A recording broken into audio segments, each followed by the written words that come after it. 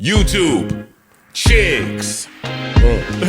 Get ready. You know what to do, chicks. Look at Chick Smooth. Hey, Chick Smooth, appreciate all the coverage that you've been doing. I've been watching your shit for a while. I just subscribed to your shit too, bro. Do not believe these artists when they tell you they do not care about politics. They're lying to your face. 9 times out of 10, these artists do not speak out on certain issues until it benefits them. How many times did we see 50 Cent go on media interviews claiming he does not get involved in politics? I'm not even joking with you guys. 50 Cent has done at least 10 different interviews where he claims he does not get involved in politics and religion. I'm afraid of politics, bro. So you understand. I do not like You don't like no gang, part of politics. no gang bang with politics. No gang bang, no politics. You know, it's because when you do get involved in it, no matter how you feel, someone passionately disagrees with you. If I say that, your publicist, when you talk to your publicist, you know the first thing they tell you, What? stay away from religion, stay away from politics. Why? No matter what the you say, somebody passionately disagrees with you. No matter what religion you believe in, Allah, and you're saying that's not the right way. Christianity, that's not it, because they're choosing something different. Your political party, the Democrat, Republican, a disagreement completely. So I stay away from it. When I get pulled into politics, I go, and I have nothing to say. If it's not music, then it's film and television, but it's still entertainment. So why would you turn someone off by saying that? Now, up until recently, a lot of people believed him. That is, until he started beefing with the New York City mayor, Mandani. That's when people started calling out 50 Cent and realizing, yo, wait a minute. You're only speaking out against this guy because your taxes and your money might be affected. Even though you're filthy rich, you don't care about the common person. Now, unfortunately, this has been a reoccurring theme over the last couple of years with celebrities. The fans will go out of their way to support them, go to their shows, buy their music, their albums, damn near funding their entire lifestyle. But when it comes to supporting the fans and returning that favor, a lot of these celebrities do not show the same love. Now, yesterday, Pharrell Williams, aka Mr. Skateboard P, got into some hot water. Pharrell was speaking on a panel about how much he hates politics, and he also gave his thoughts on DEI. Look at what's going on in the current political climate. I'm just saying to anyone turning by y'all, I hate politics. Like despise them. It's a magic trick that it's not real. I don't believe in either side, because I think when you pick a side, you are inadvertently supporting division. Yeah, it's not a popular point of view, but I just gotta say that. Think about it. The wells are drying up, and okay, now the diversity's off the table, now equity's off the table, now inclusion's off the table. So that makes me ask myself, okay, so how do we survive? Yo, are there black people in that tonight? Yeah. And in your heart, do you think for what it is that you do and who you are, do you think you're the best?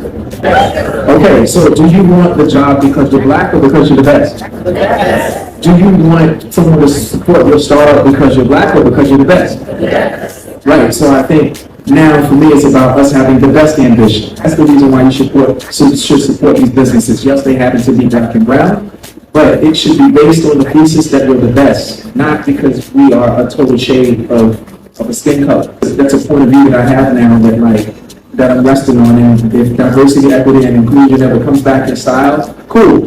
But in the meantime, I'm going to focus on being the best because I can bank on that, because that's what's going to get you the position. I don't want you to give me anything. I want you to panic and not let me out the room because I'm the best. Now, this statement from Pharrell left a lot of people shocked. People said, Pharrell, how could you? Before you got your fancy job at Louis Vuitton, you were very outspoken on BLM and Trump and pretty much most political topics. What changed? Now, a lot of people spoke out against Pharrell, and DL Hughley was one of those people. Here's what he said.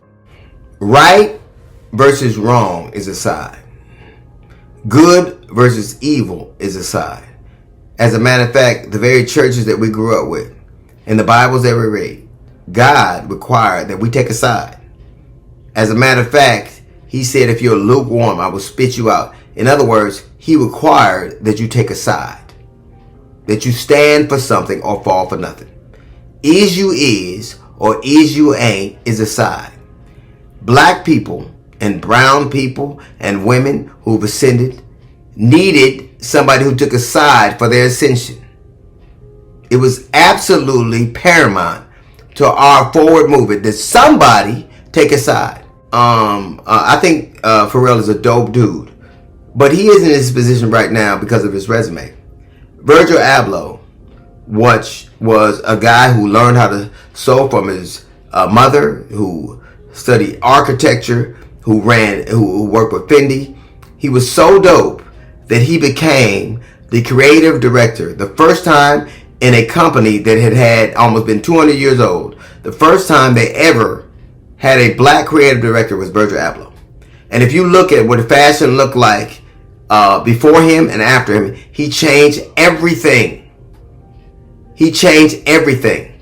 He was so dope that his resume insisted that they take him, and he changed their fortune. Look at all the fashion houses before him. Everything was a derivative of what he did. And when he passed on, they didn't want somebody different. A company that only had one black person in 200 years took another one. And it wasn't Pharrell's resume that made him the obvious choice. It was his connection to the very culture that Virgil Abloh had introduced. The very culture he connected him to. If you look at what Virgil Abloh did, he was so dope that they said, not only are we going to have him, for the second time in our history, we're going to get a black dude.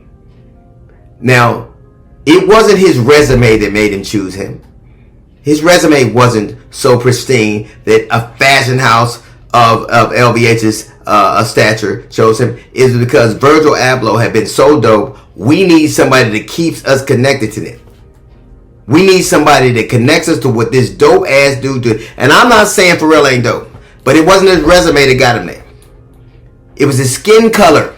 You could have took his very resume, and he would have been. If you took Pharrell without his skin color and his dope hat and his little glasses, he is not the director of LVMH.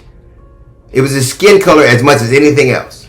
And to me, it's a shame that so many people who now get to not take a side benefited from so many people that had to. Now, I'm not gonna sit here and lie to you guys and try to discredit Pharrell's talent in fashion, but brother, you know exactly why you were chosen for that position after Virgil passed away. So now that you're up there at the Louis Vuitton office, sitting high and mighty, rubbing shoulders with the owners, it seems like all of a sudden you've forgotten where you came from. Now, another reason why people were pissed off at Pharrell is also because Pharrell funds a non-profit DEI program. I'm not even joking with you guys. Pharrell launched a non-profit initiative called Black Ambition to help Black and Latina entrepreneurs. Supports Black Ambition, which is our 501c3 that supports Black and Brown ideas around the world. Started in America, but around the world, to give folks who have ideas and concepts and sometimes startup businesses not only the strategic scaffolding of mentorship and access to really good mentors, but also to get them in the right rooms and conversations with the right investors. And then at the same time, resources as well. And it's just been a very important focus because I am a Black man. I come from a marginalized community, and things are not promised to people who look like us. And so those opportunities we need. We're not looking for handouts. We're just looking for the right way to go and the right direction and the right people to stand next to. And that's what Black Ambition. That's what the goal is. So when people see you sitting up on stage, making comments that seem to be anti-DEI, you gotta know it looks a certain way, brother. DEI is not about getting a job because of your skin color. It's all about leveling the playing field and being inclusive. You can be the absolute best at your job. If any of you guys out there work in a corporate setting, then you know what I'm talking about. Sometimes being the best at your job is still not enough, and you're still going to be overlooked. Now, personally, I'm not going to go crazy on Pharrell. I'm not going to call him a sellout. It just looks like he's extremely out of touch. You guys get in the comments below. What do you guys make of these comments from Pharrell? Do you guys think he deserves all this backlash? Like this video, subscribe to my channel. I'll see you guys later, man.